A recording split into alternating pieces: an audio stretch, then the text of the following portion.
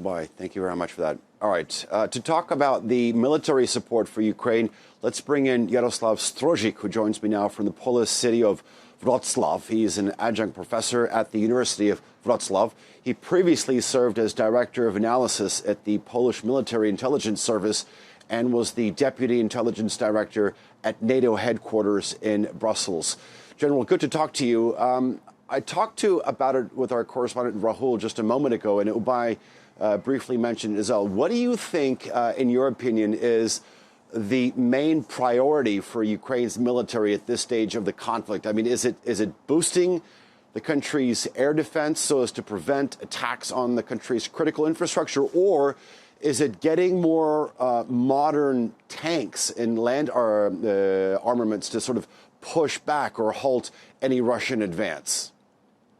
To put it simply, all of that, but to go to the details, this is a very significant support and significant message for Putin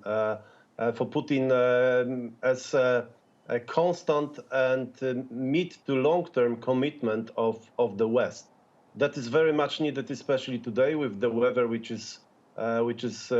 might be seen on all screens across even Europe. This is much in favor of Putin, but military support, financial support, which is key even for the contracts.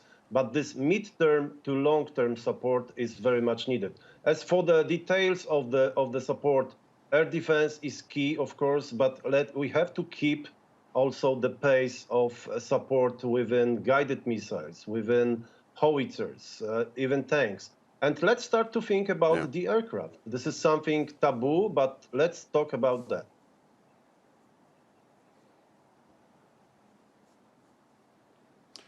General, I mean, since you talked about military support and financial support, let me state this to you. I believe it was the British Defense Minister, Ben Wallace, who said just as early as yesterday, on Monday, that he would be, quote, open-minded about supplying Ukraine with even longer-range missiles to target launch sites for these Russian drone attacks that have hit critical infrastructure if Russia continues to target civilian areas. I mean, are we talking about missile strikes directly into Russian territory?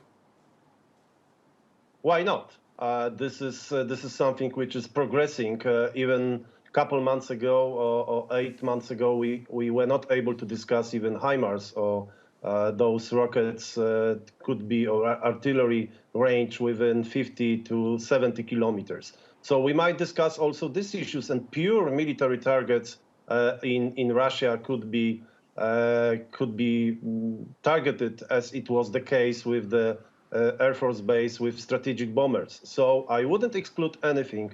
And first of all, we need strong messages and, of course, strong actions for Putin to understand that it will not end quite easily. And we have to prepare ourselves for the springtime, which I believe will be decisive.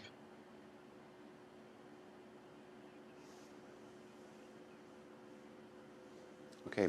General Jaroslaw Strozyk, thank you very much for joining us. Do appreciate it. It was good talking to you.